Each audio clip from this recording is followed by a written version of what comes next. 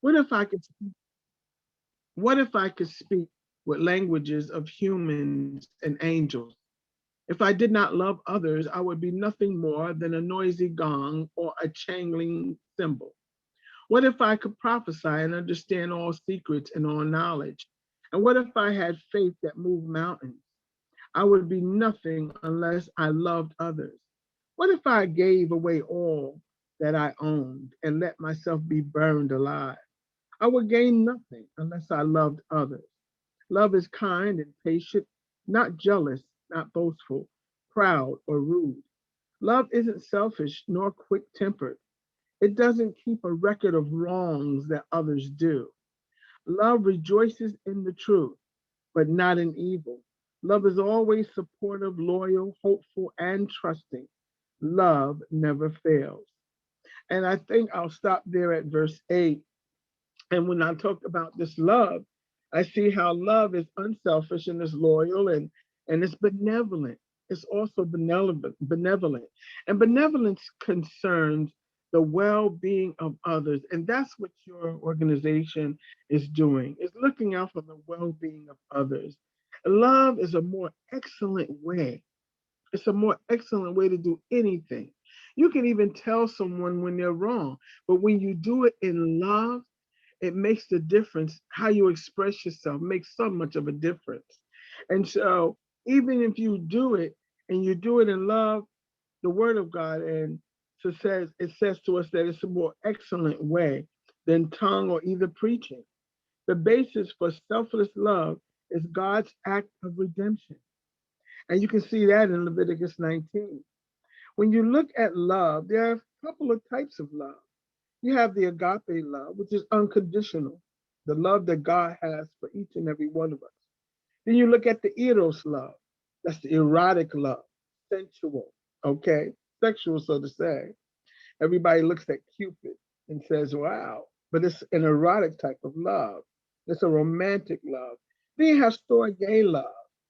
It's a love that's empathetic. It's an empathetic type of love. It's you're putting yourself in that person's shoes. You've been in the place where that person was at, and you you have empathy towards them, so you understand what they may be going through. And then you have the filial love, and the filial love is the brotherly love, the friend bond, the brotherly coming together, unified as a brother or sister, and concern for one another, caring for one another. But all of that is beautiful. But God says that He has given us a free will in this love. And in this free will, we are free to exercise the choices that we make in this love. But the exercising of our free will is influenced. What happens is that it's influenced by our upbringing, how we were raised, who we were raised around, your environment you were raised around. This love that we can choose, this free will love, it shows us how we are have our different values and our different ways, but we're limited because of the society and the knowledge that we may be dealing with. With our limited experiences, we show types of love and we show how we interact with people. We have all kinds of limitations when it comes to our type of love. And God is letting us know only God is perfect in choices. So it's not to say that we're doing anything wrong, but God wants us to know that He wants us to have His type of love. He wants us to have that love that does not separate people, but treats everyone according to their character. Their character. It means a lot for you to watch the character of a person, not what they got on, and you make them come sit next to you because they got expensive clothes on and they look a certain way, and make the other person sit on the floor because they don't look or smell right. That's not the way God wants us to treat anybody. You may be entertaining an angel unaware, so you never know. But God wants us to be careful for our choices that we make. He wants us to be loving in our choices that we make because He's not influenced by anything around Him. God is everywhere and He made everything. So He's not influenced by our emotions and our feelings or anything like that. Oh Lord, why doesn't this happen for me? Oh Lord, he's not concerned about your emotions, especially if it's something that's not going to work for you. Because whatever God has for us as a people, he wants it to work out for our good. He wants us to be benefited from this. So in First Corinthians, the 13th chapter, this particular chapter goes in, and it's a so-called hymn of love.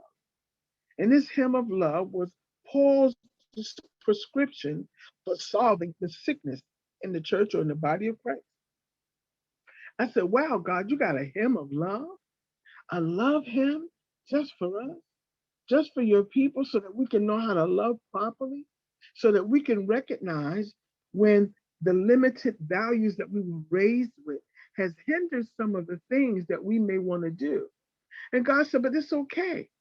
Even though you were raised a certain way, when you have a relationship with me, not a religion, but a relationship, I'll show you how to get past those limitations and let you know that the sky is the limit. I'll help you to get past those fears and show you how to work through the fear.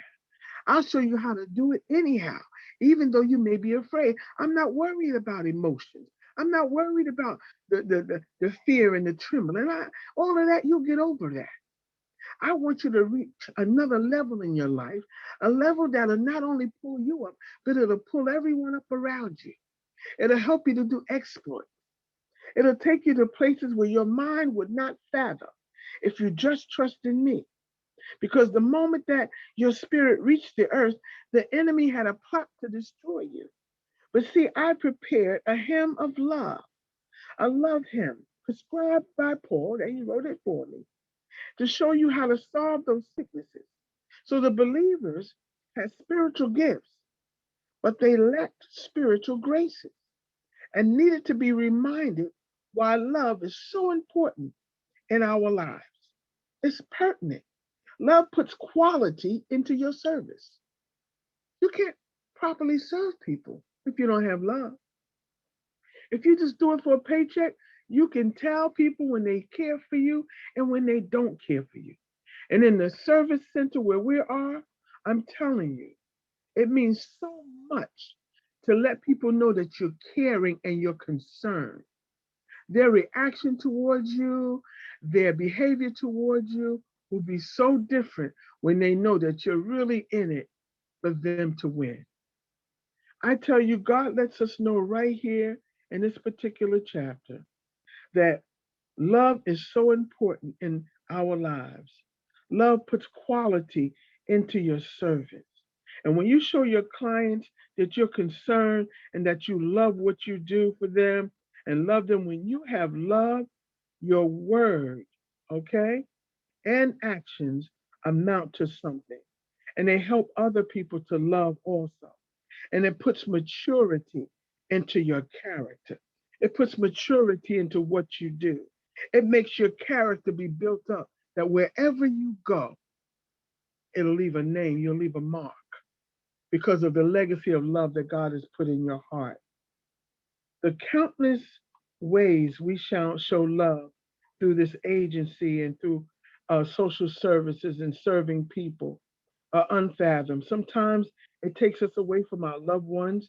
Nothing is going to be perfect because either you're going to be here doing that, you're going to miss out on a child's game, you're going to miss out on the recital. You may do that, but you're putting life into somebody's life, and God is going to reward you for that. The Corinthians were patient with each other in this particular chapter. And Paul was telling them, you've got to be more patient. We're patient, Paul. No, you got to be more patient. You can't go around suing each other. You can't tolerate sin in the church. You can't. You have to bring correction when it's needed. If somebody is doing something wrong, bring correction, but bring it with love. And creating problems, they were creating problems because they weren't correcting the things. You have to correct problems because they didn't have love. So when you don't have love, you don't care what's going on. Oh, it ain't my job. I ain't supposed to tell nobody that. No, watch each other's back. Come on.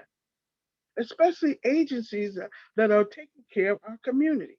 We have to do things that are fair. And I'm almost finished. And whatever qualities you may have, they are nothing without love. Love puts eternity into life. Love lasts. Love puts eternity into life. Love lasts. And what love does will continue to last over and over again. It'll come back over and over again. Love is the greatest and does the greatest because God's love is the greatest. Thank you very much. Father, we thank you for this time and we thank you for your word. Bless us as we go into the endeavors of this agency and everything that they put their hands to because they're doing it with love, Father. We know that you're going to bless them going and coming. We know that you're going to add on grants and add on blessings. Whatever they need, let there be no lack because they're putting you first. And Father, each and every leader that is in this agency, I pray that they always put you first so that you can give them favor wherever they go. In the Lord's name we pray, in Jesus' name we thank God for answering every prayer. Amen, amen, and amen. Thank you so much, Evangelist Clara McLean Briggs. We appreciate you joining us today. And we have another set of words of encouragement from Pastor Jeffrey. Pastor Jeffrey.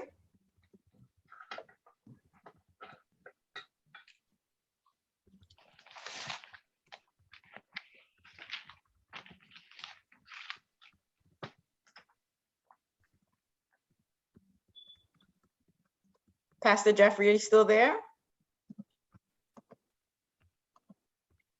Oh, Jeffrey or James. Okay. Hi, how are you? Welcome. Thank you for joining us today.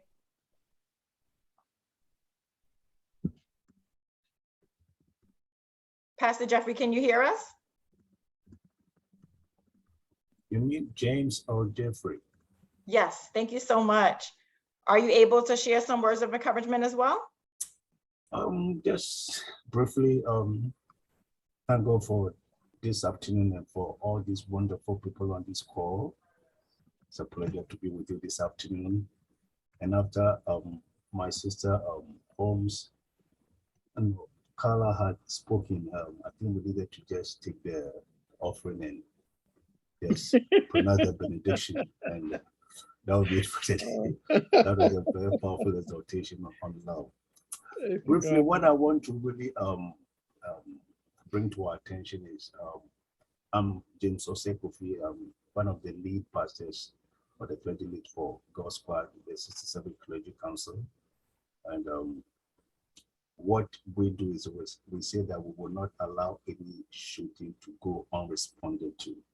So that is what we do. And one of our main pillars is that the safety, the security and prosperity of the community is not one person's or one group's responsibility. It is for everyone, all of us, not even the police alone can do it. So we believe in teamwork. And on this occasion, as we meet to deliberate about the safety, the security and the prosperity, not the welfare, the prosperity of our community, I want to really bring to our attention that teamwork is very, very necessary and important and essential, because something can be important but not be necessary. But it is really necessary that we work as a team. And the reason why we need to work as a team is that as much as individually we can be strong and proficient in whatever we do, when we come together, either as individuals or as various organizations, as partners, when we come together, we can do much, much, much more than we can ever imagine. I have a simple illustration of the Jamaican team that won the 4 by 100 meters relay. They set a world record that has not been broken as yet. Now, Usain Bolt, who still holds the world record for 100 meters, was part of the team, which means that the rest of the team had not reached the time that he used to set the record. I think his record is 9.6 or something like that. Now, they won this or they set this record, I think it's 36 point something, which means that on the average, every one of them will run not less than 9 meters, 9 seconds, which means that each one, even though it's not on the same boat, because they all came together as a team, they were able to set a world record. Which brings us to the point that regardless of how little you think you have, when we all bring whatever that we have together, we are able to accomplish so much that can blow the mind of anyone who is trying to rationalize. So on this occasion, as we gather this evening or this afternoon to deliberate the work, the prosperity and the safety and security of this Flatbush, may the Lord, who has already gone before us, drop this truth in our hearts, in our spirits, in our minds, that as single individuals, we can go fast, but if we want to really go far, it is of necessity that we really bring all our resources together, harness it, and allow that what God has planned for us to do and to succeed to come to fruition. And so, Father, look upon us this evening as we gather this evening, and may your spirit of wisdom, of humility, of insight and hindsight be upon us as we deliberate. May you, O God, help us to see that which you want us to see, to have that which you want us to have, and to know that which you want us to know. That when all is said and done, we'll have God to say that this indeed is the doing of the Lord, and it is marvelous in our eyes. We thank you that you always hear us. In Jesus' name we pray, and all the redeemed of the Lord shall say amen. Amen. Thank you so much. We appreciate you. Thank you. So we are definitely all set for this meeting. All right. So Cindy, we're going to continue with our program updates for the East Flatbush Community Partnership. I'm going to share my screen and then you can start with that.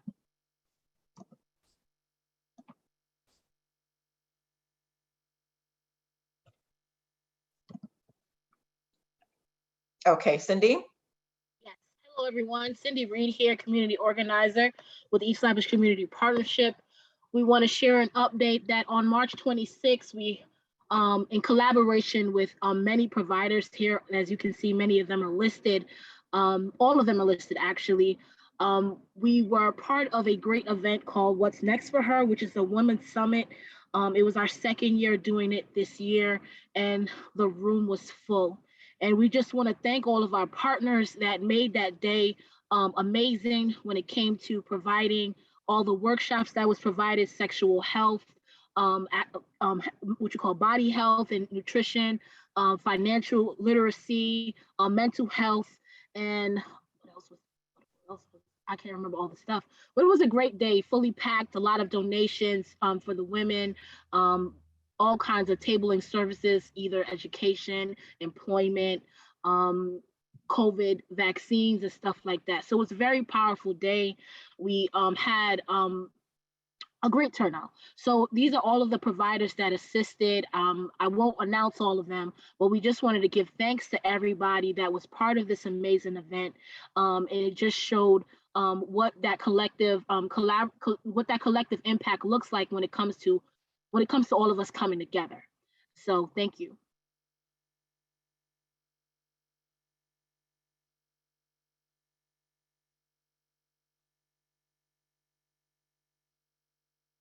You're muted, Lameka. Okay, thank you, Lameka. On Saturday, this Saturday, April 30th, we will be having a mental health awareness community conversation for youth.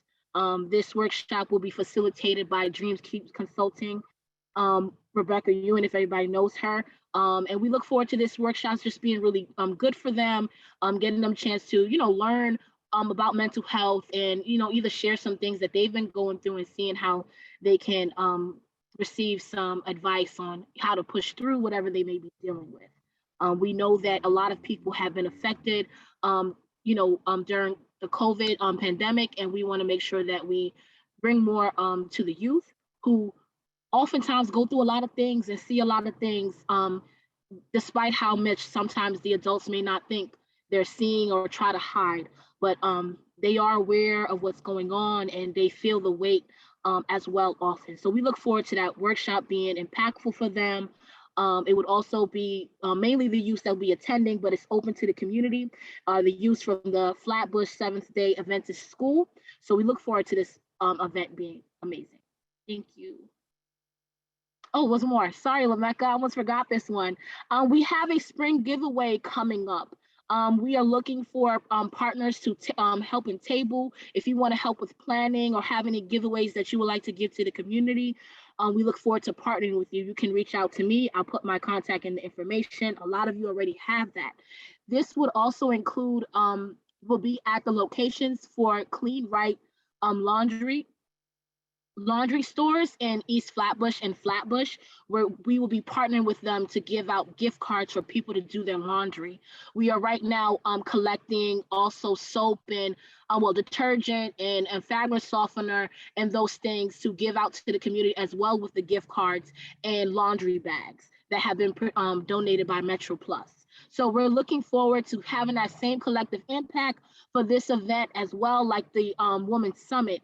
So if you're interested in being part of this and see yourself in, tabling or providing some kind of donation, please reach out to me. We'll love to have you on board. We think it will be a helpful and very powerful event for the community. And we continue our community aid, as everyone know. And if you don't know, we are providing community aid for people who have fallen behind on the utility bill. We are providing 2 gift cards in the amount of $75 each. The eligible zip codes is 11203, 11210, 11212, and 11226. If someone has an outstanding bill, we provide other referrals to help them with the remaining balance and additional aid. This has been great for the program, just, providing those referral service to families. So please, if you have any families that's having any financial hardship with the utility bills, we encourage you to refer them, encourage them to apply on their own as well. Thank you. Put your name and email in the chat, introduce yourself as well. Residents is welcome to do the same, so we just know who's here. Thank you. Thank you, Cindy. We're going to continue. Diane, can you please introduce our next presenters? Yes. Good afternoon, everyone. I am Diane Smith. I'm a community ambassador with East Flatbush Community Partnership. And I ask you to join me in welcoming Barbara Theus from the Church Avenue BID. Ms. Theus? Hi, good afternoon. Thank you, Diane, and thank you, everyone. My name is Barbara, and I am the program manager for a program called AVNYC under the Church Avenue BID and Flatbush Avenue BID. I also want to introduce my executive director, Lauren, who was also on the call. Say hi, Lauren. Hi, everyone. Good afternoon. Awesome. So I'm not too sure if you guys are familiar with the BID, but if you're not familiar with us, you should be. We are the Church Avenue Business Improvement District and also Flatbush Avenue, where we cover Church and to Coney Island, also from Flatbush to Parkside as well. And we help merchants, businesses, residents in our communities. I am a big supporter of Flatbush. I breathe everything Flatbush, being born here, went to school here, Brooklyn College, and also started my marketing business here in Brooklyn. So I'm excited to be here with you guys. I especially want to thank you, Lamecca, for allowing us to be a part of your meeting today. And also Cindy, thank you for helping organize this and for meeting with us the other day. So the reason why we're here is because over the past few months, we've actually conducted a CDNA on Flatbush. And CDNA stands for a Commercial District Needs Assessment. And that was funded and provided by the City of Small Business Services. And the reason why they fund these type of programs is because they want us to be able to find out what the challenges are and opportunities within our districts to help improve business. We all know that our businesses are core to like a lot of the funding and things that happen within the community. And we want to make sure that both residents and merchants, business owners, street vendors, all feel heard and served And with the bid and under this program, we conducted the CDNA, and I am here to present these findings to you. I'm going to share my screen, Lamika. You can go ahead and share. Thank you, thank you. So as I mentioned, this program funded by the City Small Business Services is distributed to different community organizations. And we had a couple of community organizations on board for the Flatbush CDNA. As I mentioned, Church Flatbush Avenue bid, which is what I'm a part of. Also Day Abroad, Hamnet, and Flatbush Junction, Mill Street. This is us, and these are our names. Again, this is just the presentation part that I'm showing you the beginning portions of. Avenue NYC is what I just explained, is the grant. I'm sorry for the noise, we're in Brooklyn, right? It's just the grant that is the name of the grant funded by the New York City Department of Small Business Services. So I have the agenda slide here as well, giving you some neighborhood context, key takeaways, inventory key findings, storefront conditions key findings, streetscape, merchant and consumer surveys, and the last slides, which will be our strengths, challenges, and opportunities. So during the CDNA, we spoke to many business owners. We spoke to many consumers, shoppers. We conducted surveys. We gave out free stuff, all to find out this information that I'm going to present to you guys here today. So what this slide is the neighborhood context. This is more of an informational slide. We all know about Brooklyn, about Flatbush, home to the most iconic institutions, streets, people in general. And it talks about our work that we did starting from last year that's going on till now. This is my favorite slide because this slide basically is the summary of our work.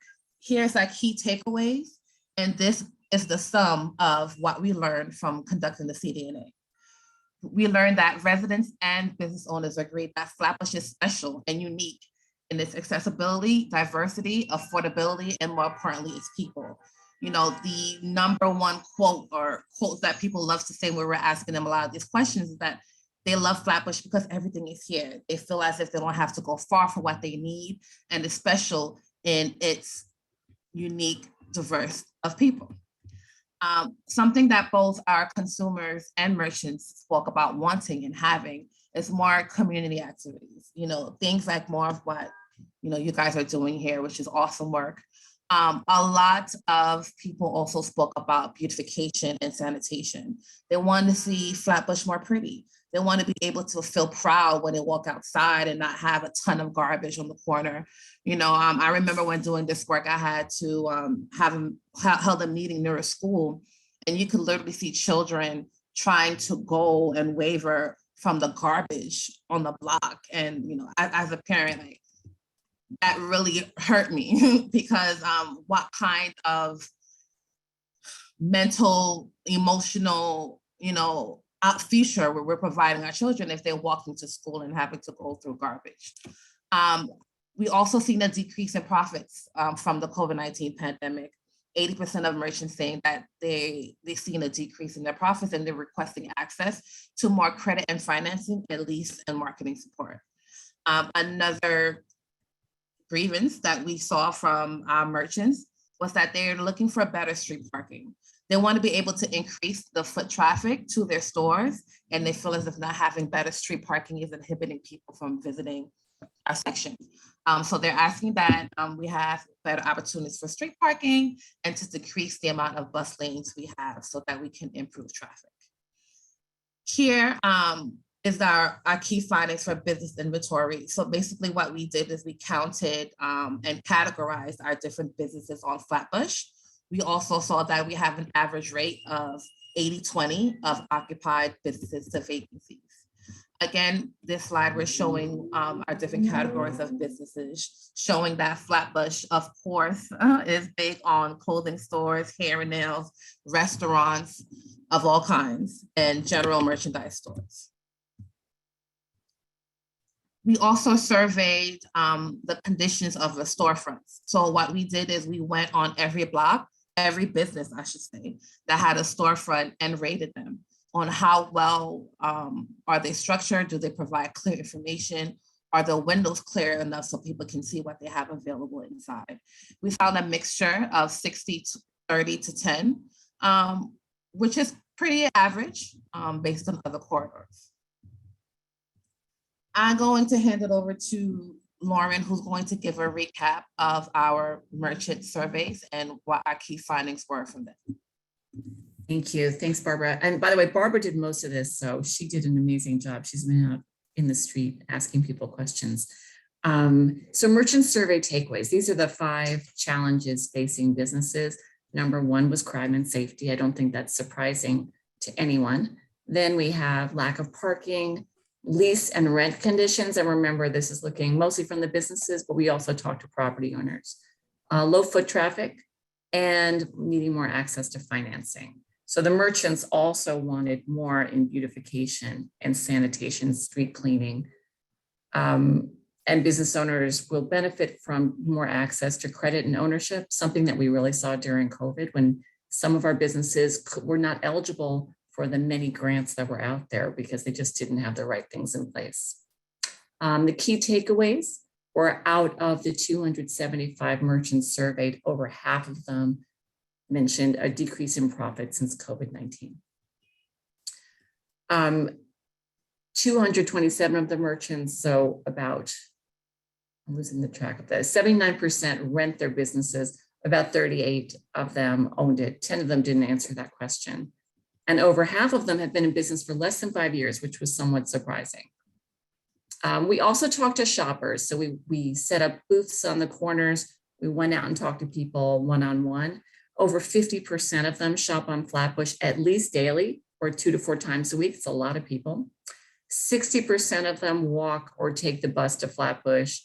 And most of them lived in Flatbush and shopped during the week and weeknights as opposed to weekends. Foreign-born population, about 41% foreign-born, 59% native, Brooklyn, US.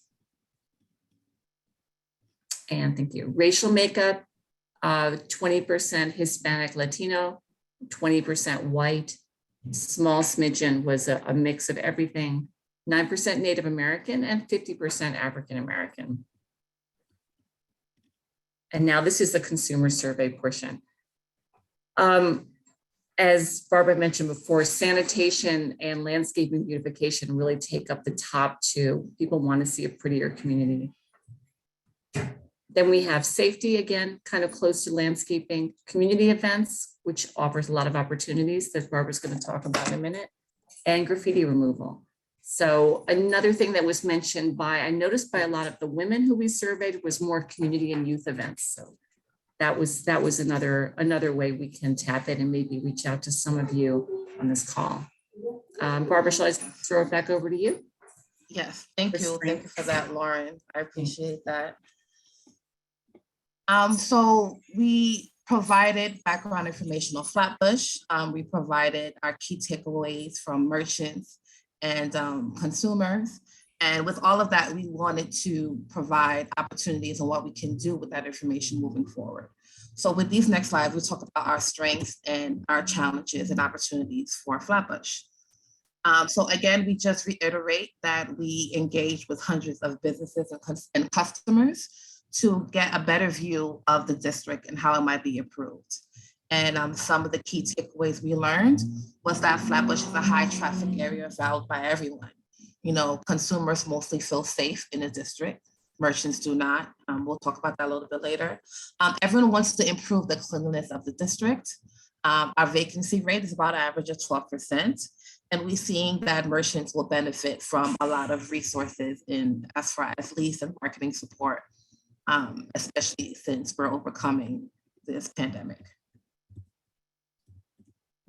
Challenges.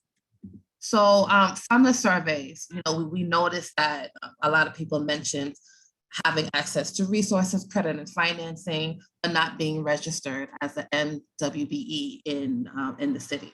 So we found that having a low percentage of businesses registered to that is a missed opportunity for funding and partnering and just assisting their business in general. I remember when speaking to Lamik about this, she mentioned how much of a boost and a great opportunity it was for her working with an organization. I believe she fought that organization over test as well, that helped her get credited and registered, and her business just boomed dramatically afterwards. So we want to be a part of helping more businesses get registered so that we don't have them missing, important information.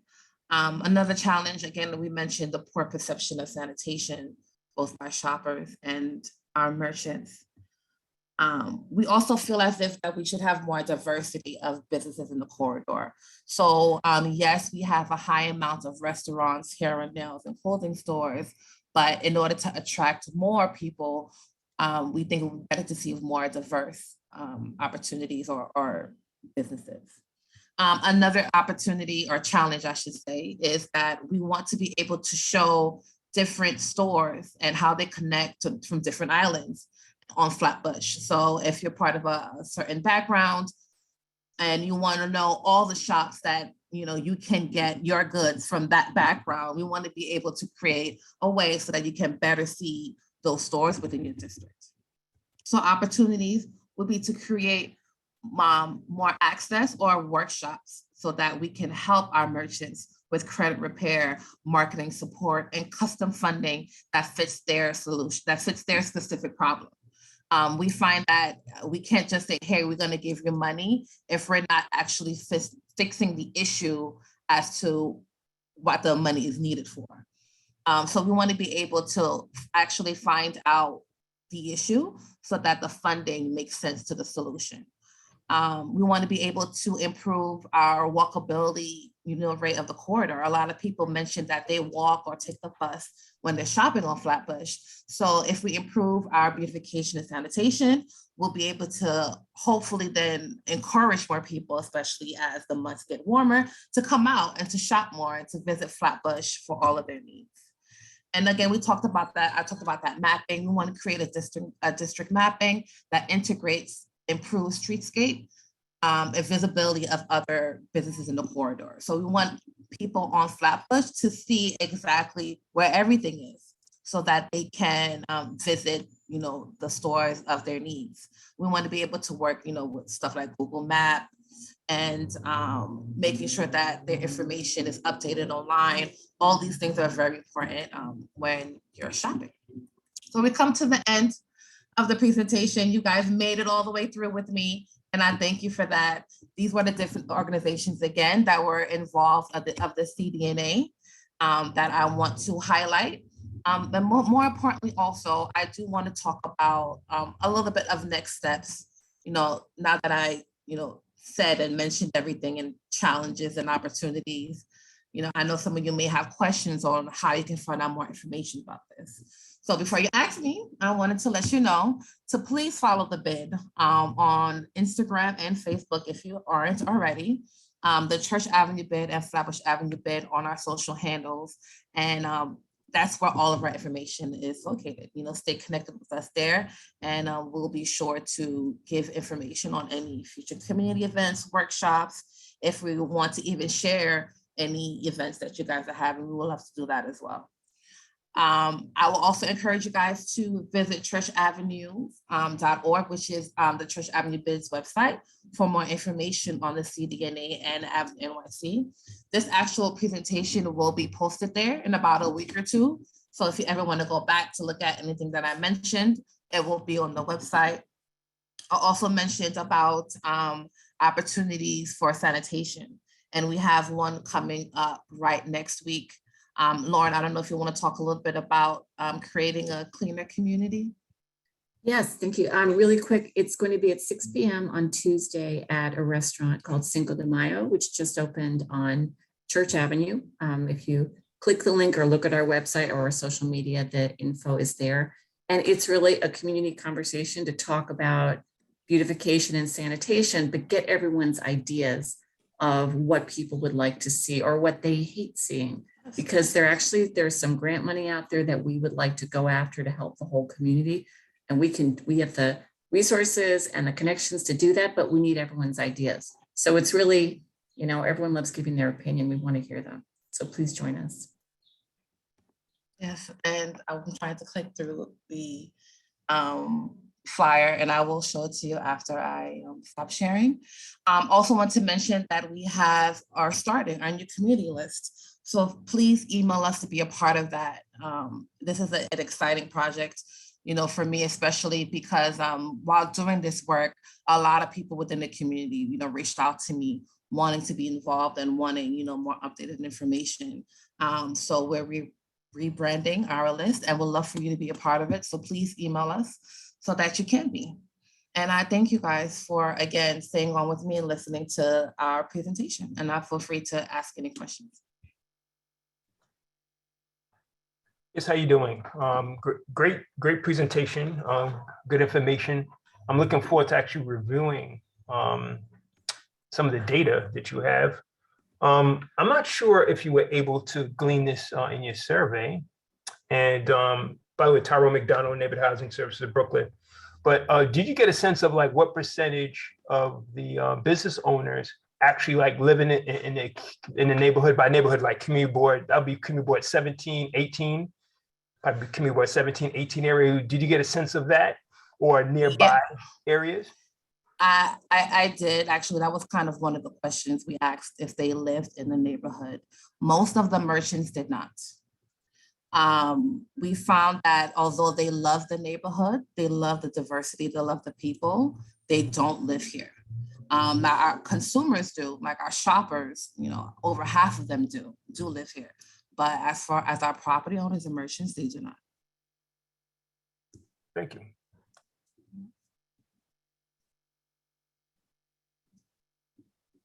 If I can just add one thing, and this is more outside of the survey, but more anecdotally, when I've talked to them over the last 10, 11 years, I would say a lot of the property owners that don't live here don't live in Brooklyn.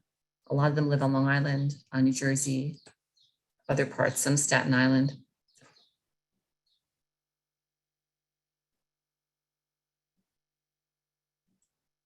Thank you. Does anyone have any more questions for Barbara? I see Taisha Capers has a hand raised. Okay, go ahead, Taisha. Good afternoon. Great presentation.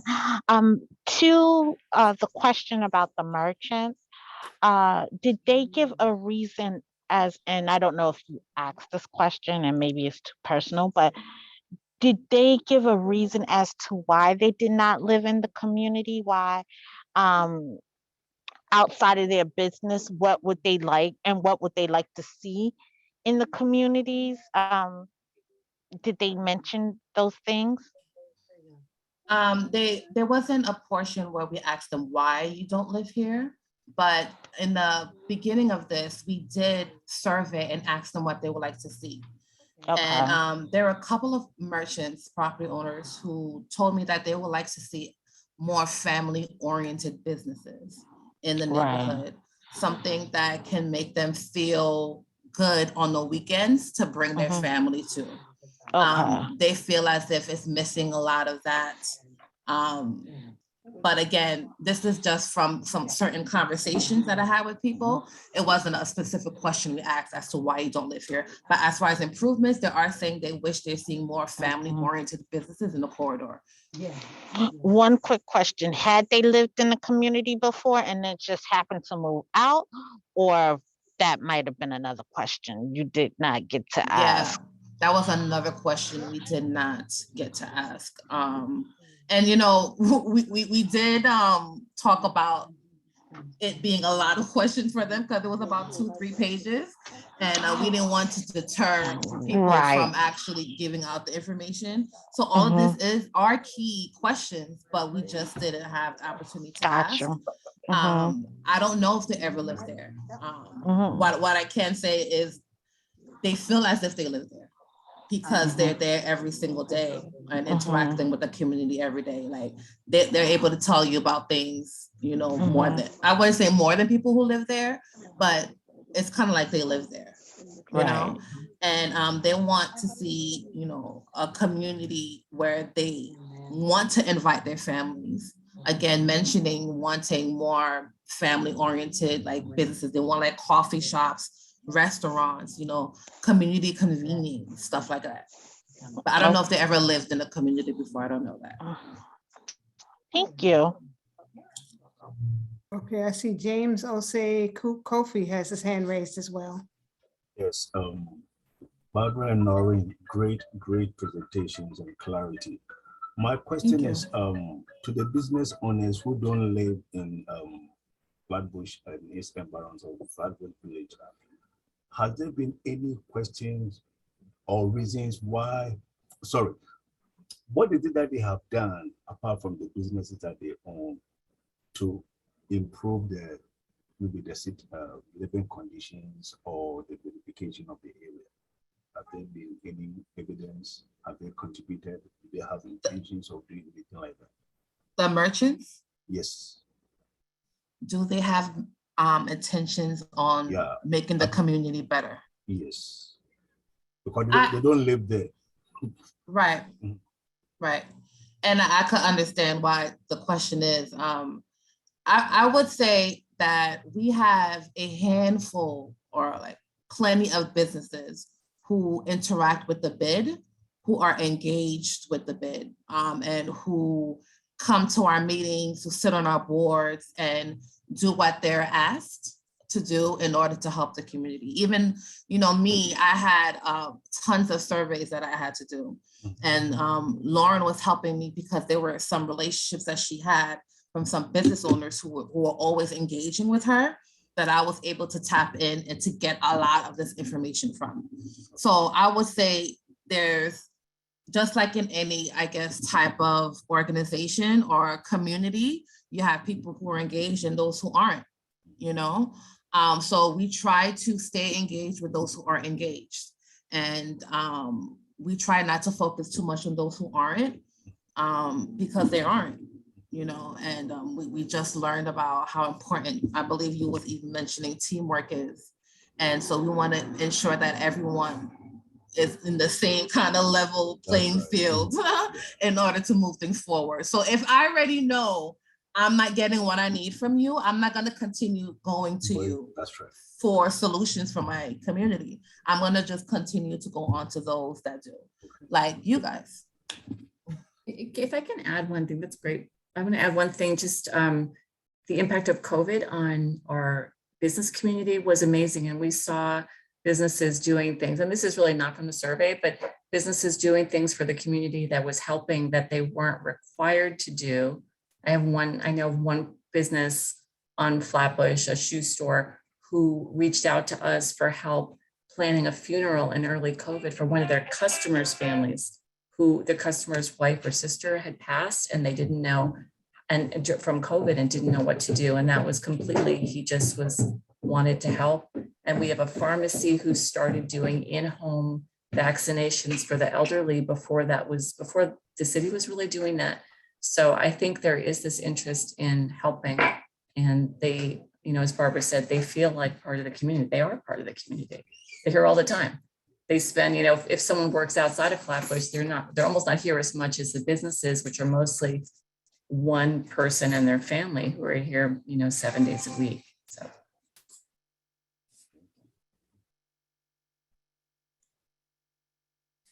Barbara and Lauren, thank you so much for that good information. That lines up with Minister McLean's prayer about love, showing love in the community, and we're seeing it in person, live and in person. And next, we're going to ask Samantha Johnson from the Center for Independence of the Disabled in New York to share with us. Ms. Johnson.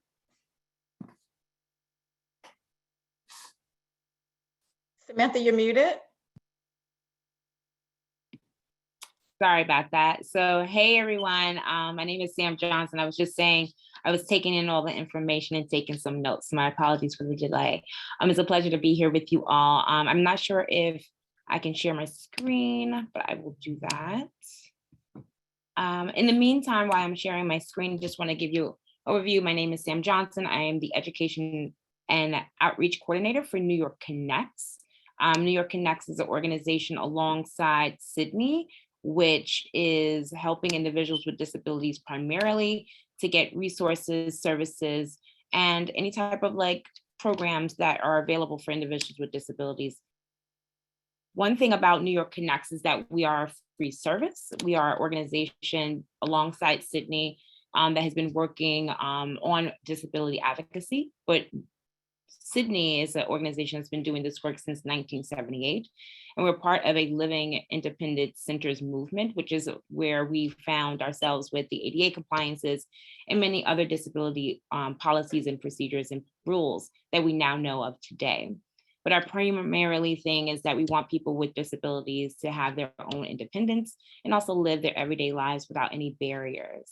So New York Connects is a program that helps individuals get free, unbiased information for any type of assistance, for any services for themselves, their families, and even referrals for their communities.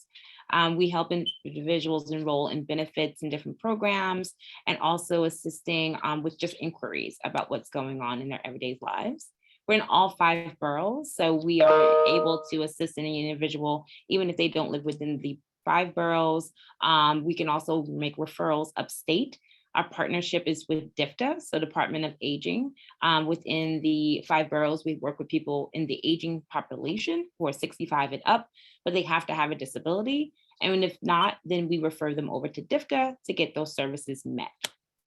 And like I mentioned, we help individuals of all ages with any disability. So it doesn't have to be diagnosed by a physician or either having any type of clinical background. A person can actually be self-diagnosed if they feel that this is a issue or it's something that's impeding upon their quality of life and they're trying to figure it out. We can assist them in navigating what that is. We don't diagnose anyone and we don't impede on that type of clinical analysis, but we do listen to our consumers and try to navigate that system with them so that they don't feel that they're all alone. So that also goes for any parent that has a child. I just assisted with an autism event where we were giving resources and services out to young parents and also caregivers and giving them an opportunity to learn how to navigate that system. So if there is a parent, not necessarily with only autism, but any type of obstacle, they also can get resources for us as well. As I mentioned, older adults with our partnership with DFTA, caregivers, families, and also your neighbors. And of course, any person who is on this call can also get assistance. You don't have to only refer, but you can also be a consumer of ours as well, if need be. Along with our veterans for their service, we make sure that we also attend to their needs as well, in addition to the services they've already received. Now, how do you get in contact with us? So getting in contact with us is really simple. We have a 1-844 number. That number is 1-844-862-7930, and basically tell us what's going on. You don't have to give us a full gamut of everything. You can give us a small synopsis of where your issues may be. Be mindful that this is a service that we have to connect with other partners, like everyone here. And so it may take a little bit of time to help with that navigation, but we definitely will do an intake form, process that, and then also figure out what other needs that we can get for you in the meantime, as we're processing other things. So what our benefit counselors do, and once again, we're in all 5 boroughs, we'll use that intake form to get that information and collect that. And then we'll figure out where you actually would be able to be eligible for these services and programs. Many times we do find consumers who want a very large list of things, and we do have to be really realistic about what we can meet and what we can't meet. Where we don't meet that we can try to serve, we do have referrals. And then if there are those things that we can, we help you apply for them. If there are referrals that we do make, we make sure that we are also having great longstanding partnerships that consumer would be comfortable with. So we get consent before we just make a referral. And when they are consenting to do that, they can always come back. It's not as if they have to stay with us and then when they leave, they have to stay with them. We're very open to exchanging and also partnering with our agencies to make the person's quality of life better. Now, here are a few things. I won't go through all of them, but just so you can get an understanding about the work that we do. We assist individuals with SSI and SSD. Also, if there's any type of food stamps, benefits from HRA, we help with that as well. If there are some types of property tax relief that a homeowner who has a disability might need, we also help with that with Department of Finance. to assist in navigating that system. How do they get weatherization for their home, having a grab bar if they need to, in getting those services met as well. So if there's anything in the household, there is no income status to get services from us, we can also assist you with that. Also, any type of personal care, we do find ourselves with consumers who haven't been able to do their due diligence in getting a home health aid, or either trying to do housekeeping. Once again, we are not the ones to provide that service, but we do know organizations that can help with either CDPAP, or either trying to get a family member with CDPAP to understand what that would be and getting them qualified to do so, or either qualifying them to get these services based on the other benefits that they have to get home related services. As I mentioned, like grab bars or even like a ramp. Many of I live in NYCHA, so there's many accessibility issues. We're really big in advocacy about accessibility issues. We also help individuals when they need those things to really advocate and also use the proper language so that they can get the things that they need in their household. So we also want to make sure that within the dynamic of the benefits, that if a person is coming from any type of institution or rehabilitation center, that while they're coming home, it feels like home. So those particular support services, as I mentioned a little bit earlier, are how we assist the consumer in doing that. Mainly right now, we're dealing with a major eviction situation. So really HRA is one of our biggest supporters, and we're constantly in conversation about how to get the ERAP program for those who are pending. Also thinking about what a one-shot deal looks like, and making sure people can stay home if they have a home, or either obtain actual residency. As we know, it is a really difficult thing to try to get that. So we also work with Housing Connects, which we're confused for. But we work with different real, organizations that have access to apartments. And we also send that over to our partners as well to help navigate this housing crisis. But we're all in this together, right? So any type of home waivers, like a 2010E, we do actually do that application. And if there's a person who has HACA, we also help, which HACA is individuals who have HIV or AIDS and are in a transitional setting and are needing of a voucher for home-based services, or either to obtain an apartment. So we do assist individuals in that spectrum as well. When it comes down to education and counseling, anything that we can do to help increase someone's involvement of learning new skills, we definitely are into that. Most of our staff members are actually individuals with disabilities. So when it comes down to even employment, we are really big advocates in ensuring that that is very transparent. But if a person is going back to school, then accessibility and accommodations are always the first of our minds to make sure that they can get what they need in this journey. So if there's an occupational skill training that is available, we use organizations like YAI to assist in that as well. And like I said, supported employment and any type of adult education programs, from a person obtaining their high school diploma all the way up to college, and any other training that they would like. Once again, in order to get in contact with myself, I definitely will leave my email in the chat. But you can just give us a call at the 1-844 number provided here on the screen. Because we are a disability organization, we want to make sure that everyone can get in contact with us. So we have a language line for over about 30 languages where that person can communicate without a barrier. Also, if there's a need for translation or either interpretation, once that request comes in, we make sure that's also accessible. And also a relay system for anyone who is deaf or hard of hearing. We want to make sure that that is accessible to them as well. Currently, we are not in our offices. I am working from home, and most of our boroughs are. What we're asking folks to do is give us a call on this 1-844 number, and then we are able to communicate and arrange as necessary. Eventually, we'll get back into the office on a remote a hybrid schedule, but we haven't quite gotten there yet. But we definitely encourage for folk to call, or either you can email me and I can also assist in that. Here are the locations in which we are in right now. We just moved our location in Manhattan. So if for those who are maybe familiar with Sydney, we were at 841 Broadway. We're now at 1010 6th Avenue. We've kind of moved further up north of Manhattan. So for anyone who has a consumer that might need that, feel free to let me know and we can get in contact with them and assist them. But we are located in Brooklyn. Our location is in downtown Brooklyn. It's 25 Elm Place on the 5th floor. In the Bronx, we're on 3rd Avenue. In Queens, we're in Kew Gardens. And in Staten Island, we're on Bay Street, right off of the ferry. You can't miss us.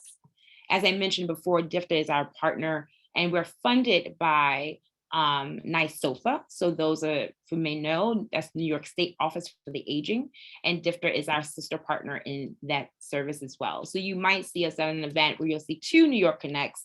One is actually for DFTA and one is for us. And the difference between that is the ages and the direct work with disability.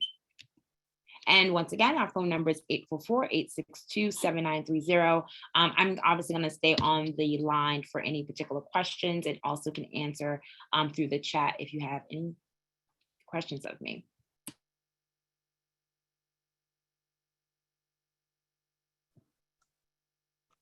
Hi, Sam. Thank you for your presentation. It was great. I just have a question about your referral process. Do you provide the information to them or do you help them with like really connecting? I see sometimes clients, can receive the information, but calling the number, they're not getting through, or, they may have an appointment for intake and the appointment date comes and no one ever calls. So I just want to know what that referral looks like.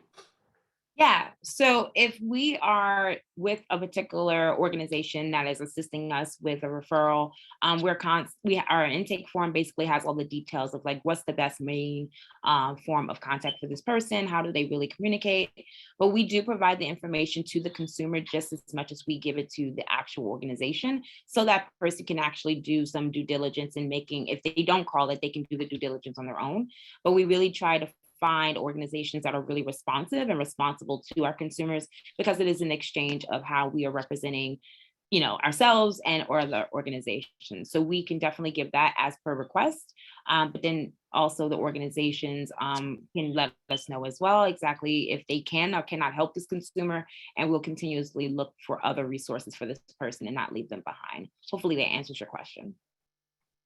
Thank you. Yeah, how you doing, Sam? Thank you for the presentation. Just for clarity, is the difference between, let's say, DFTA and NYC Connect, is this, you don't handle individuals, was it 62 years of age and older? You don't, even if they have a disability? Is that the distinction between, you guys and also DFTA?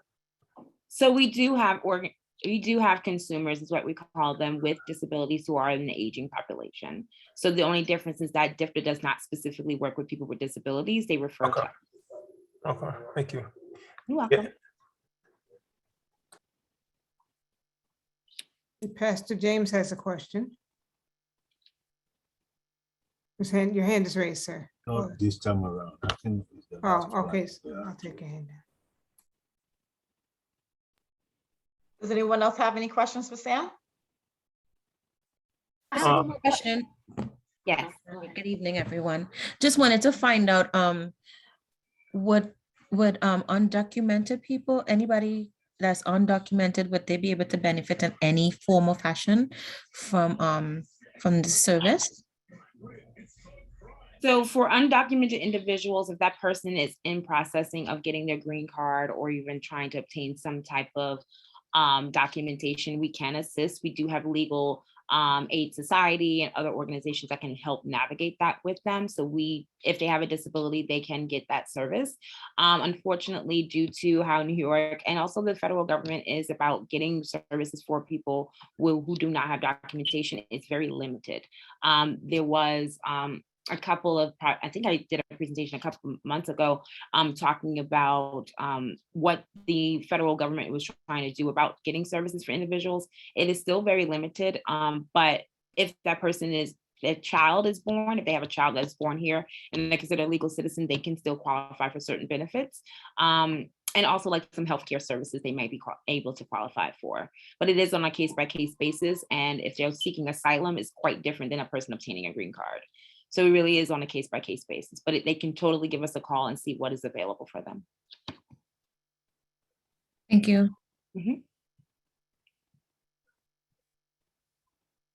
In addition to that question, did I hear correctly? You said there was no income requirement. Correct. So none of our services require a person to have an income.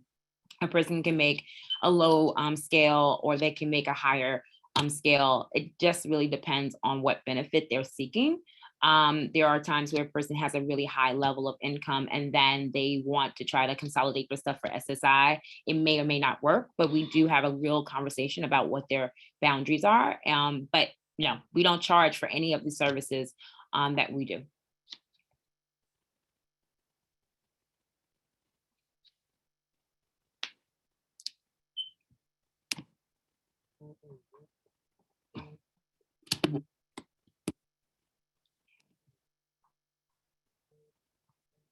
Thank you. We're going to go on to our next presentation. Diane? Yes, okay. Our next presenter will be Zena Maldonado from the community. She's a community engagement coordinator for the ASPCA, the American Society for the Prevention of Cruelty to Animals. Ms. Maldonado? Hi, thank you so much for having me. And Cindy, thank you for bearing with me with how long it took for me to send you my presentation. I really appreciate it. I'm very grateful to join you all every month. It's been a treat. So I'll share my screen. All right. I'll go into presentation. Can you all see my screen? Okay, good. Okay, so my name's Zena. I'm a coordinator with the Community Engagement Program with the ASPCA. And I will be telling you a little bit about our program. I think that most of you all have heard of the ASPCA somewhat, but for the most part, I think that our program can benefit, all boroughs of New York City. And typically a lot of people know about the ASPCA Adoption Center, but not as much about the services we provide to communities in New York City. And so what our program aims to do is we really aim to provide the services that people lack access to in New York. And it's very easy for boroughs in New York City to be lacking access because everything is either so expensive or it's in Manhattan or areas that are just not accessible to many communities. So we really work on establishing really strong relationships with pet owners throughout New York and just making sure that they have the means to support their pets properly. So I'll tell you a little bit about how our program works. Typically, we get referrals from social service agencies, from individuals, from neighbors, from friends and family, and we contact pet owners. We make home visits just to kind of assess situations, and we help pet owners with services, whether that be spay-neuter services, proper vet care, grooming, surrender prevention services, whatever it may be. We really know that taking care of pets is extremely expensive. It's very difficult. And, if your family is dealing with crises or anything of the sort, taking care of a pet can be comparable to taking care of children. And we know that it can be exhausting and a burden. And, they're a part of the family. So it can be something that seems very impossible to deal with, but we try to make that a little bit easier. So I know that I'm preaching to the choir here. I think that many of the issues discussed today have been very self-explanatory. I mean, in terms of the issues that we come in contact with a lot of the pet owners that we interact with, it's lack of access, financial obstacles, physical and mental health challenges, and a lot of crises and disaster. Each of these can come in many forms, but again, we work with making sure that these issues aren't preventing you from having a pet. It can get out of control to a certain extent, and that's what we're here to help with. And I will say that coming through the pandemic, a lot has changed. And I'll get to this as we move along, but I do think that because not only are resources so limited in New York City and expensive and in locations that are not available and easily accessible to many people, it's put people in situations where they are I guess in worse situations than before. I mean, if you're going to pay for a spay-neuter appointment that costs over $500 and you're not able to access it, during the pandemic, it was much harder than it was previously. So I think that we're working on this coming out of the pandemic. I think that we're making sure that not only are we we're connecting our pet owners that we're interacting with to other social service agencies, but we're helping them deal with the pet aspect of the issues that they're dealing with at this point in time. So I'll go into the 5 areas of focus that we work with. I'd say that, again, we have a lot of gray areas. So it's not like, if there's another issue that comes up to any of the pet owners that we work with, we can't help. We have a lot of resources and we have a lot of people who are willing to help out. So I'd say that we can really work in any situation given and presented to us. So the areas of focus that we have that we are, I'd say most successful in are vet care, outdoor dog support, animal hoarding, domestic violence situations that are very often linked to also animal cruelty and disaster response. So vet care is what we primarily work in. Again, like I said, getting your pet spayed or neutered, which can not only be preventative in terms of cancer and other medical issues. This is also just regular grooming appointments. This is also vaccines, deworming, any preventative measures. And I'd say that we have opened up 2 CVCs, community veterinary centers, in the Bronx and Brooklyn. The one in Brooklyn is in East New York. It's off of New Lots Ave. And we're hoping to open one up in Queens as well. So these 3 locations are really meant for residents living in each borough. Again, I'll get into more detail about what they focus on, but we've tried to make it so that it's accessible in areas that don't have a lot of access to pet care whatsoever. So this CVC typically works on owned dogs and cats. So if you're taking care of someone else's cat, if you're rescuing animals, that's not typically what we work on. It's if it's your owned animal. We do physical exams, basic procedures, and preventative measures, like I mentioned, and any infections that might be easily solved with our vet's care. And this is, I think that it depends on your income. That's a big point of it, but most of the time we can do free of charge. It's all ratioed based on that. And moving forward, I'll go discuss more about that. For many of the cases that we receive, which are referrals that are given to us from social service agencies on specific clients that might need vet care, we sometimes have vets join us on home visits to the home when we're assessing the situation. Grooming is a really large part of our program moving forward. We've just started mobile grooming events throughout New York. Yesterday, we were in Coney Island and we treated about 16 animals. And so I will say is that I would love to send out more information, but we will be moving around. We've been in Bushwick. We were in the Bronx last weekend. We were actually in Canarsie 2 weekends ago.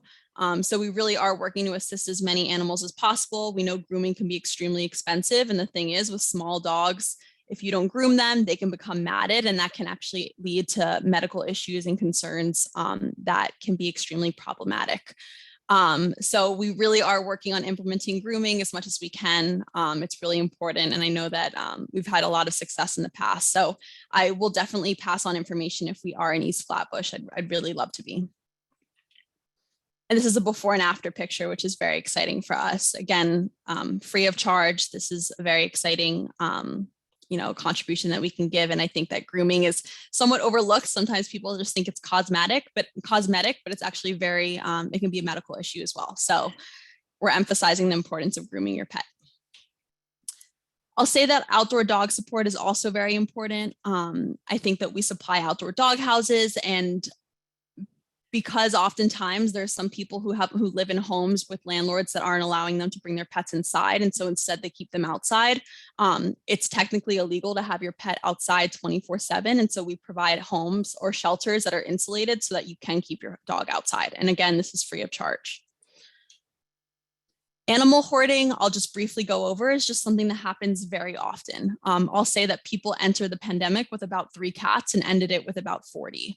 It happens much more often than you'd think. And no matter how much money you have, no matter how many resources you have, you cannot properly care for 40 plus cats, especially in small apartments. So we come in contact with a lot of cases where people are just overburdened with many animals, and it can be very overwhelming. And so we often support these families with spay neuter and surrender services and whatever else is needed. And I'd say that the most important thing is that the client's willing to work with us and we can support them to the best of our ability.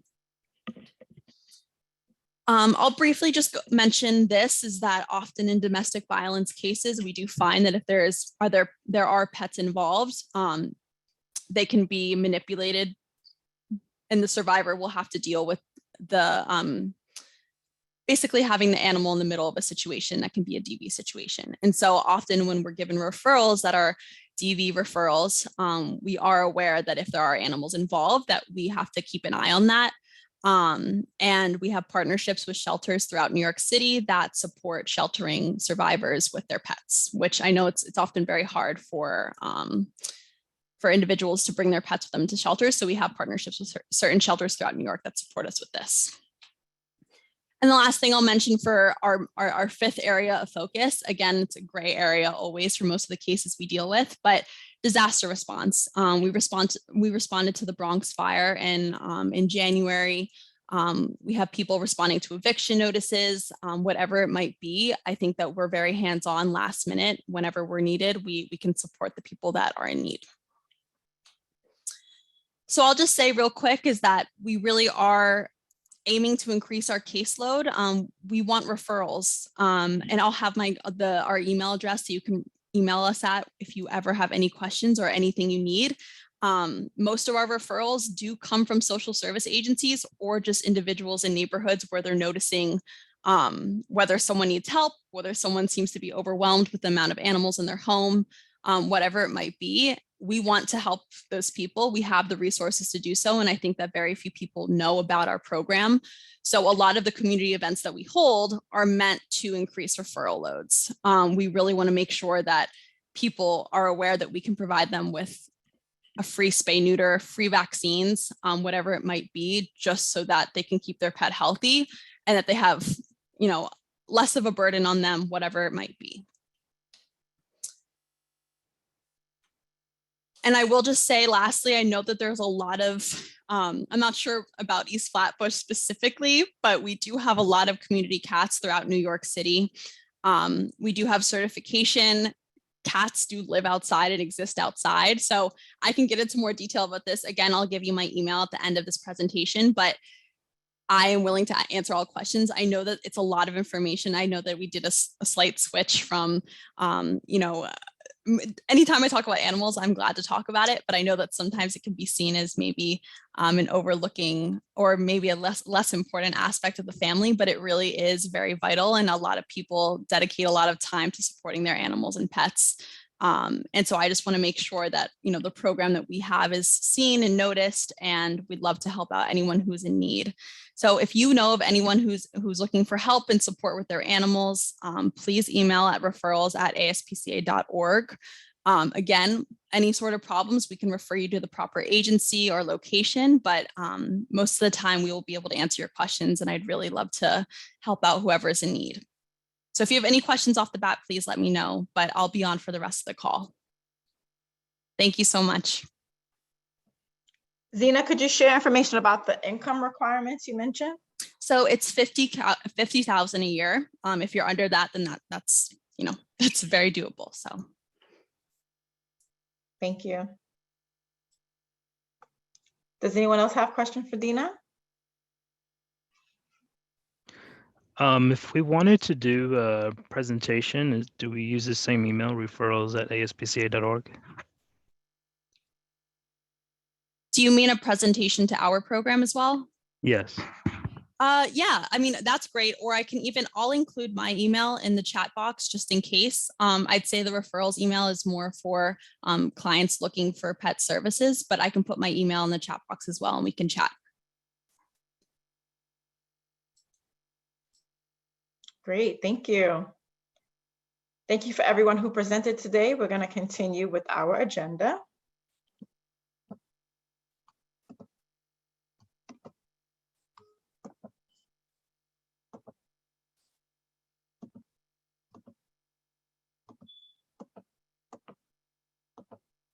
Okay, so we're moving along to our mental health segment. And today we're going to do something a little different. I would like for you all to just take some time and think about a joyful memory that you had. It can be recent, it can be as a child, And we really want to hear you describe the scene with detail so that we could best visualize that moment. And then also share about how you felt as you think about that memory. And I think that this activity is extremely important because it's amazing how when our brains are in this state of happy feelings, it actually does impact how we move around in the world. So we can take about 3 to 5 people with the time that we have left. So if we have anyone that is interested in sharing a joyful moment and is able to give those details so we can try to live the moment with you, that would be great. Feel free to unmute yourself.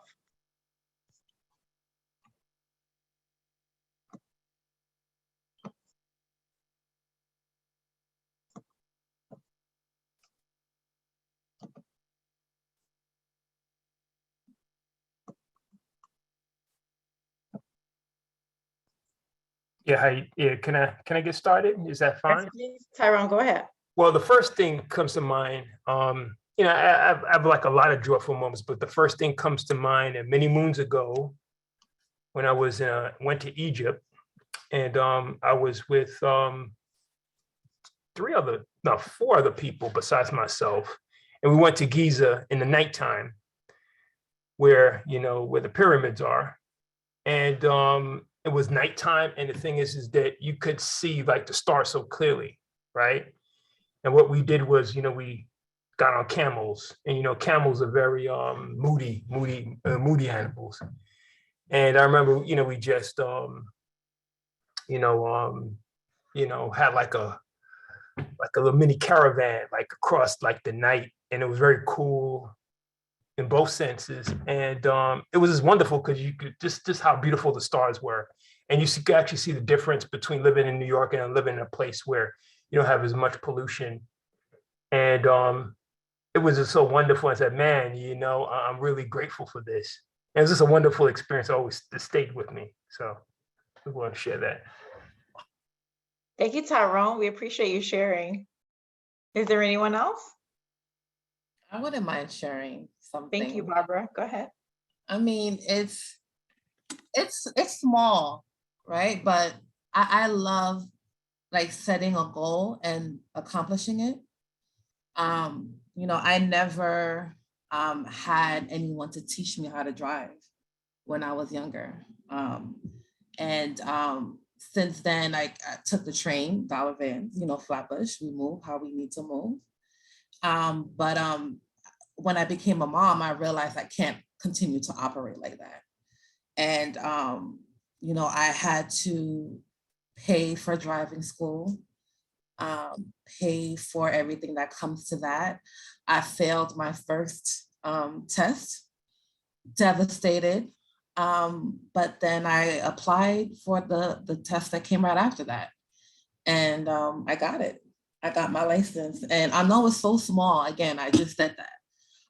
But for someone coming from me who had, no real support growing up, no driving school or classes in high school, anything like that. No dad that can help you drive his car, whatever that case may be. And, being in Brooklyn, it was a lot getting that for me. So I was able to get my license. I was able to get a car within the same year, and God is good. That's all I wanted to say. That is not small. Anyone else that would like to share?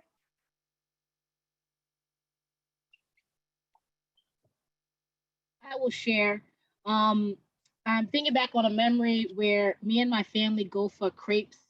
If anyone's familiar with them or not familiar, they're basically like this thin dough, and then they wrap them in a sweet version is like with fruit and this like sweet paste, custard actually, and then they have the savory ones with like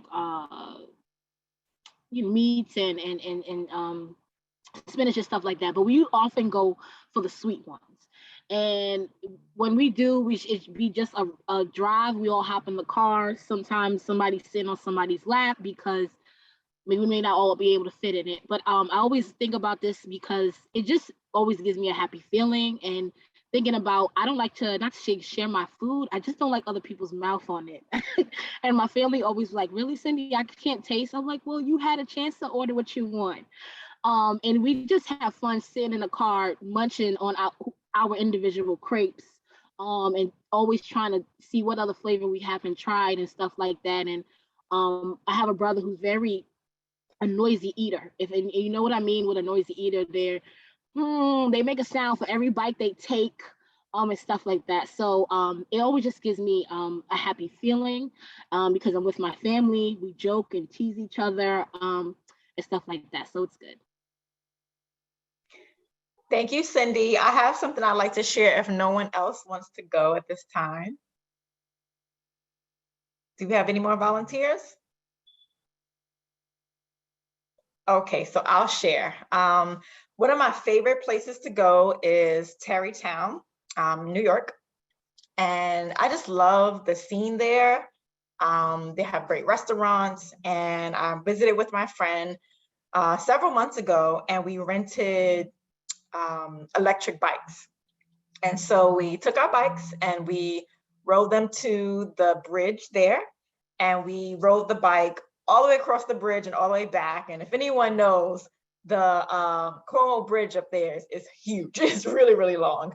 So on the bike, they have this mode called turbo, where when you press it, it's pretty much like if you pedal just a little, the bike just flies. And I just remember having so much fun yelling out, turbo, every time. Of course, when the coast was clear, when there weren't too many people walking around, and we were able to do that. And it was just so much fun. I felt exhilarated. I felt free. And it was just a great experience. So every time I have a chance, I love going to Tarrytown. I'm actually going to go back in about 2 weeks with my friend, another friend, to celebrate her birthday. So that's my joyful moment. We're going to continue now with our program update. So does anyone have any program updates about what's happening in your world? Feel free to unmute yourself and we can begin to share out, and we'll end our meeting that way. Hi, I'm going to go quick, be fast. Just to let you know, I'm Charlene. I'm from the New York City Department of Health. Tomorrow, we have a webinar on recycling. So, learning how to recycle of things that we have in our homes. It's free webinar and it's open to everyone. Please join us. It will be great. We have someone from the Department of Department of Sanitation who's facilitating the workshop. So please join us. I did put the information in the chat, but I'll post it again.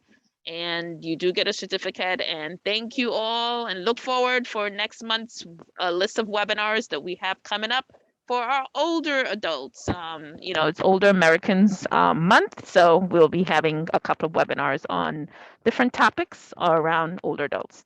Thank you. Okay, good afternoon, everyone. Can I go, Lamika? Yes, you may. Go ahead. So hi, I'm Keisha of Sydney. I'm with Sesame Flyers.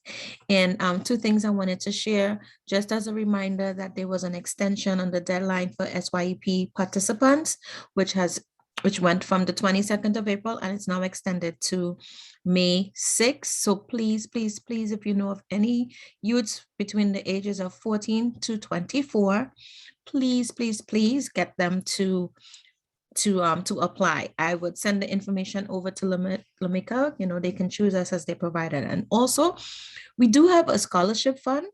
It's 5 different scholarships that we do have. And the deadline would be next Friday. And we'll be putting out a call for anybody that's graduating from high school, getting ready to go into college. And there's also 2 of them that if you're already in college that you still will be able to apply for. So I'll also send that information out where you guys can have, if you know of anyone who this can benefit some money to help them out with college, we're looking forward to that. And that will be celebrated at the end of June at our scholarship event on June 26th. Thank you, Keisha. Anyone else? Sure.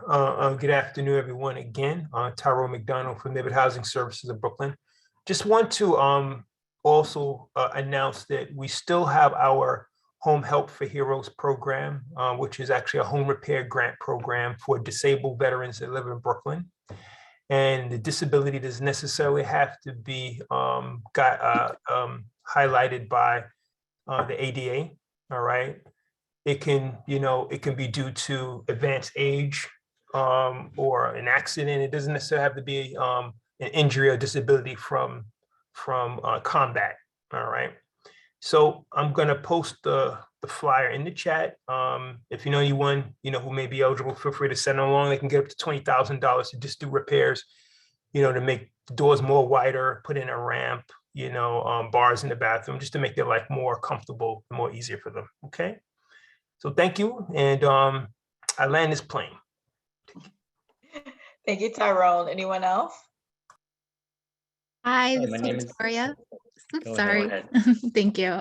Victoria from Loving Kindness. I just wanted to share that Monday we are holding a chakra event, a basics introduction to chakras and how they may affect your mental health.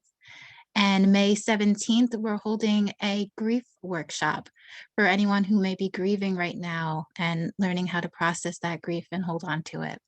I'll post a link to our workshop pages and our website into the chat.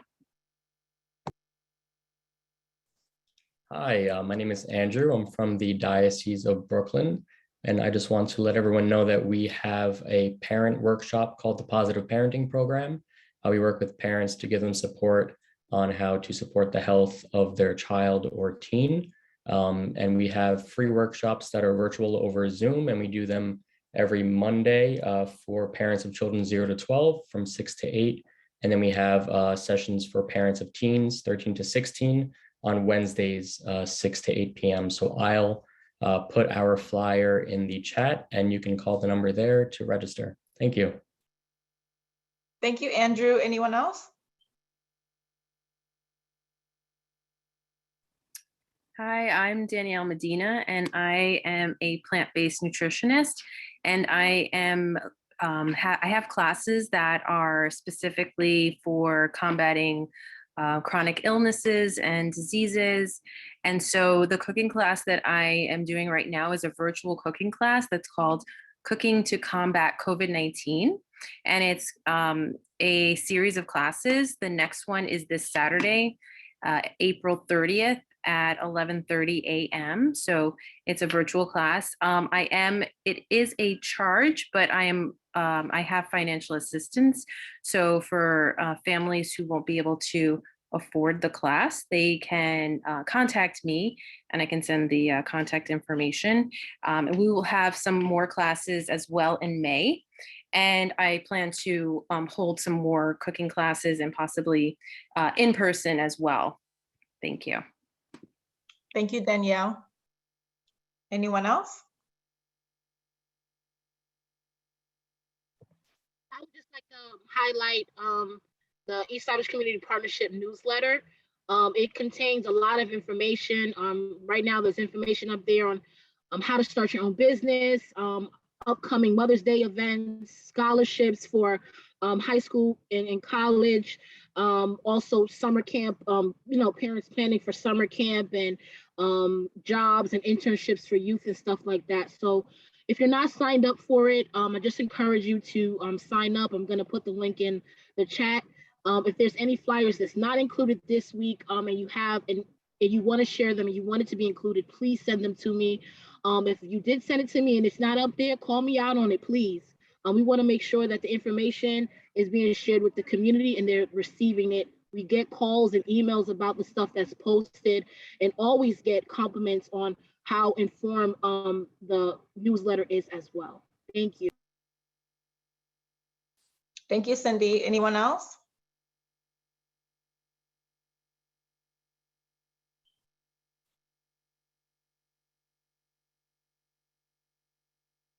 Okay, do we have anyone else for program updates before we wrap up our meeting today? Okay.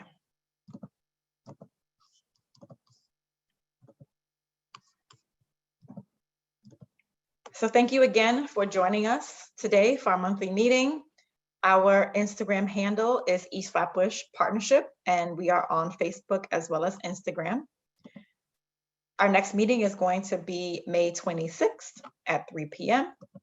And the zip codes in our catchment area are 11203, 11210, 11212, and 11226. Just wanted to say that those of you who are not familiar with the community partnerships in general, there are 11 partnerships throughout the 5 boroughs. And JCCA, which is our backbone agency, we have a partnership in Mott Haven as well. So if there's someone who, may be living in a different area, you can always reach out to us and we can connect them with a different partnership if we can't service them because they don't live in our catchment area. So just wanted to include that information as well.